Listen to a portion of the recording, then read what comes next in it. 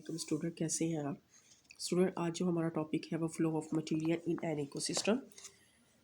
Open your books. Flow of material and energy in ecosystem. In an ecosystem, energy as well as material travel from one trophic level to the next.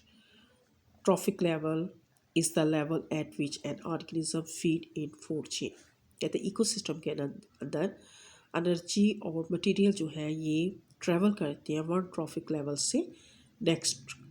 और trophic level क्या है? Trophic level is the level eight which an organism feed in food chain.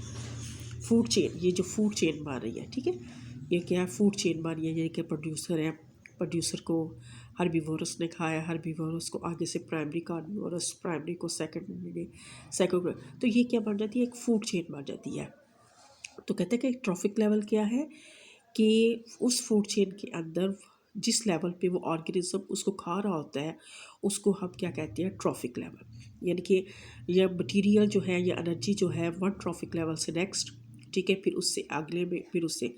तो flow trophic level क्या है? इस the level eight which an organism feed in food chain, कि वो level जिसके ऊपर उस फूड चेन के अंदर वो ऑर्गेनिज्म खा रहा होता है उसको हम ट्रॉफिक लेवल कहते हैं। और इकोसिस्टम के अंदर एनर्जी और मटीरियल जो है वो एक ट्रॉफिक लेवल से नेक्स्ट ट्रॉफिक लेवल के अंदर शिफ्ट होती है। The first trophic level made of producer, second of primary consumer and so on. सबसे पहला जो होता है ट्रॉफिक लेवल जो है वो किससे बनता है? प्रोड्यूसर, हमेशा प्लांट से बनता है। उसके बाद जो है वो प्राइमरी कंज्यूमर से, और प्राइमरी से सेकेंडरी, और इस तरह से वो ट्रॉफिक लेवल आगे बढ़ता जाता है, ठीक है। तो आपने यहाँ से अंडरलाइन करना है ट्रॉफिक लेवल की definition. Define trophic level. Trophic level is the level eight which an organism feed in food chain, ठीक है, आपने ये अंडरलाइन करना है। फ्लो ऑफ एनर्जी, सबसे पहले आ जाएगा flow of energy in an ecosystem. The flow of energy in different trophic level of ecosystem is unidirectional. कहते हैं कि एनर्जी का जो फ्लो है डिफरेंट ट्रॉफिक लेवल के अंदर यह क्या है? यूनिडायरेक्शन, एक सिमत में है, ठीक है। फ्लो ऑफ मटेरियल जो है ये क्या होता है कि इसका फ्लो जो होता है अगेन रिसाइकलिंग होती जाती है, लेकिन जो एनर्जी जो है इसका ओनली यूनिडायरेक्शन होती है। एनर्जी का फ्लो जो होता है, the following is an overall of the flow of energy and ecosystem. अगर हम यहाँ देखें तो सोलर एनर्जी को कौन इस्तेमाल करेगा? प्रोड्यूसर, ठीक है। प्रोड्यूसर उस एनर्जी को फोटोसिंथेसिस के लिए इस्तेमाल करेंगे, और उसके अंदर वो सोलर एनर्जी जो है वो चेंज हो जाएगी केमिकल एनर्जी। अब यह कि फोटोसिंथेसिस की वजह से उसके अंदर प्रोड्यूसर के अंदर वो फूड बनेगी, और उस फूड की एनर्जी, कुछ एनर्जी जो है वो उसकी जो प्लांट्स के अंदर, प्रोड्यूसर के अंदर लाइफ एक्टिविटीज़ हो रही होती है, बॉडी एक्टिविटीज़ हो रही होती है, उसके लिए इस्तेमाल हो जाती है। कुछ हीट की फॉर्म में उसकी बॉडी से निकल जाती है, हो जाते हैं। अब प्रोड्यूसर को हर्बीवोरस खाएगा, ठीक है। अब हर्बीवोरस के अंदर वो केमिकल एनर्जी जो है उसकी ऑर्गेनिक फूड के अंदर मौजूद होगी, ठीक है। और वो एनर्जी कुछ उसके टिश्यू के अंदर स्टोर हो जाएगी, कुछ एनर्जी जो है बॉडी एक्टिविटीज़ के लिए, कुछ एनर्जी जो है हीट की फॉर्म में उसकी बॉडी से एस्केप कर जाएगी। अब ये है कि हर्बीवोरस के अंदर जो टिश्यू के अंदर एनर्जी होगी, अब वो एनर्जी जो है जब उस कार्निवोरस उस हर्बीवोरस को खाएगा तो वो एनर्जी इसके अंदर आ जाएगी, ठीक है।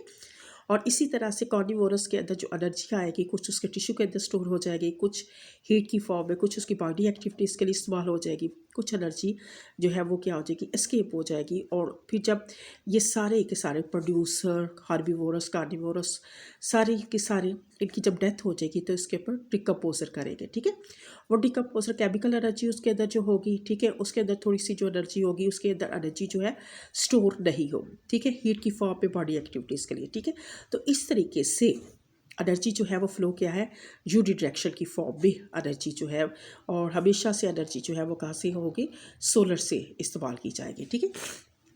The sun is the primary source of energy for all ecosystem. किसी भी इकोसिस्टम, चाहे वो ट्रस्टेरियल है, चाहे वो पोर्ट का है, चाहे वो इकोसिस्टम है, वो एक्वेटिक इकोसिस्टम है, सब में सोर्स ऑफ एनर्जी जो है वो क्या है? सन है। Producer gets solar energy and transferred it to chemical energy by the process of photosynthesis. Producer उस एनर्जी को हासिल करेंगे और उस एनर्जी को किसके अंदर चेंज कर देंगे? केमिकल एनर्जी में, किस प्रोसेस की मदद से? फोटोसिंथेसिस। फिर उसके बाद they store this energy in their tissue, कुछ एनर्जी जो है वो उसके टिश्यू भी होगी। Also transferred it to mechanical and heat energy during their metabolic activity, और कुछ एनर्जी जो है वो चेंज हो जाएगी मैकेनिकल और हीट एनर्जी के जब उसकी बॉडी मेटाबॉलिक एक्टिविटीज़ उसकी बॉडी के अंदर टेक प्लेस हो रही होगी, ठीक है। इसके बाद कहते हैं energy in the producer tissue flow to herbivorous. फिर एनर्जी जो है प्रोड्यूसर के जो टिश्यू के अंदर होगी वो हर्बीवोरस उसको इस्तेमाल करेंगे। व्हेन प्रोड्यूसर आर ईटर, यानी कि जब हर्बीवोरस प्रोड्यूसर को खाएंगे तो प्रोड्यूसर की टिश्यू के अंदर जो एनर्जी होगी वो किसके अंदर आ जाएगी, हर्बीवोर्स के अंदर आ जाएगी। Herbivores transfer into mechanical and heat energy during their metabolic activities and store the rest in their tissue. कुछ एनर्जी जो है उसकी मेटाबॉलिक एक्टिविटीज़ के लिए इस्तेमाल हो जाएगी, कुछ उसकी बॉडी से स्किप हो जाएगी और कुछ एनर्जी जो है वो स्टोर हो जाएगी टिश्यूज़ के अंदर। कार्निवोरस ईट हर्बीवोर्स, कार्निवोर्स जो है वो हर्बीवोर्स को खाएंगे और इस तरीके से उससे एनर्जी हासिल करेंगे। They also use it for their metabolic body activities as store in rest in their tissue. वो भी अपनी इस एनर्जी को कुछ टिश्यूज़ के अंदर स्टोर करेंगे और कुछ जो है उसकी बॉडी एक्टिविटीज़ के लिए इस्तेमाल हो जाएगी। After the death of producer and consume of the energy store in their tissue is use by decomposer. अब जब ये सारे के सारे डेथ हो जाएगी प्रोड्यूसर की भी कंज्यूमर की भी, तो जो उनकी बॉडी के अंदर टिश्यू के अंदर जो एनर्जी होगी वो कौन इस्तेमाल करेगा, decomposer. The storage and expenditure of energy in an ecosystem is in the accordance with the basis law of thermodynamics. Thermodynamics, energy can neither be created nor destroyed, but can be transferred from one form into another.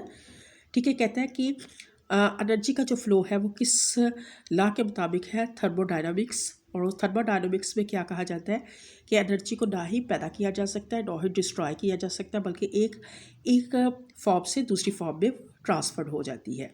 In an ecosystem there is a constant flow और transfer of energy from sun through producer to consumer and decomposer. ठीक है, ecosystem के अंदर energy जो है वो कैसे flow कर रही है, सूरज से कहाँ किसके अंदर आ रही है, प्रोड्यूसर फोटोसिंथेसिस के प्रोसेस, प्रोड्यूसर से वो एनर्जी कंज्यूमर के अंदर और कंज्यूमर से decomposer. Significant decrease in useful energy during transfer of energy at E trophic level. और हर ट्रॉफिक लेवल पे वो एनर्जी का फ्लो जो होता है वो क्या होता जाता है, कम होता जाता है, क्योंकि कुछ एनर्जी उसकी मेटाबॉलिक एक्टिविटीज़ के लिए इस्तेमाल होता है, कुछ एनर्जी जो है हीट की फॉर्म में होती है जो उसकी टिश्यू के अंदर होती है स्टोर, वो एनर्जी नेक्स्ट ट्रॉफिक लेवल के अंदर शिफ्ट होती है। तो कहते हैं हर ट्रॉफिक लेवल पे वो एनर्जी जो है वो क्या होती जाती है, कब होती जाती है। तो स्टूडेंट्स ये जो आपका है ये आएगा राइट अ नोट और flow of energy in ecosystem. तो आपने यहाँ से स्टार्ट करना है और लास्ट तक आपने यहाँ तक लेकर जाना है, ठीक है। और उसके अंदर जो है ये आपकी डायग्राम आपको बस ड्रॉ करनी पड़ेगी। इंपॉर्टेंट क्वेश्चन है आपका, ठीक है। और अगर शॉर्ट पे आए तो लॉ ऑफ थर्मोडायनामिक्स, तो यहाँ से यहाँ तक हमें ये लिखना पड़ेगा, ठीक है। और ये आपने ये जो पॉइंट है ये इसके वेरी इंपॉर्टेंट पॉइंट्स हैं। कल इंशाल्लाह ताला फ्लो मटीरियल करेंगे। ओके, अल्लाह हाफिज़।